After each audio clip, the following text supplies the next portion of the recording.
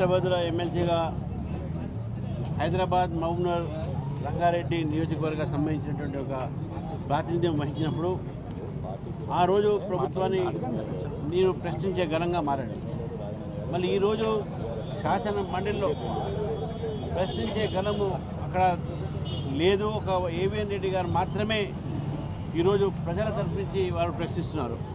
కాబట్టి వారిని బలపరచడానికి ఇక్కడి నుంచి ఇటు ఉపాధ్యాయుల ఎమ్మెల్సీ ఇటు పట్టభద్రుల ఎమ్మెల్సీలు కూడా ఈ ప్రాంత మొత్తం పట్టభద్రులు అదేవిధంగా ఉపాధ్యాయులు అందరూ కూడా వారిని ఆశీర్వదించేసి వారిద్దరిని కూడా మళ్ళీ శాసన మండలి పంపిస్తే ప్రజల వాణిని ప్రజల ఒక డిమాండ్స్ని సమాజంలో ఉన్నటువంటి ఒక సమస్యలపైన మాట్లాడటానికి వారికి అవకాశం ఉంటుంది.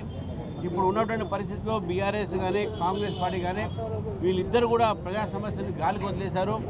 వాళ్ళ మధ్యన ఎవరు అధికారంలో వస్తే బాగుంటుంది, ఎప్పుడు అధికారం రావాలి, ఎట్లా రావాలన్న ఆలోచన ఉంది. కానీ ప్రజా సమస్యల మీద ఎవరికి పట్టింపు లేదు.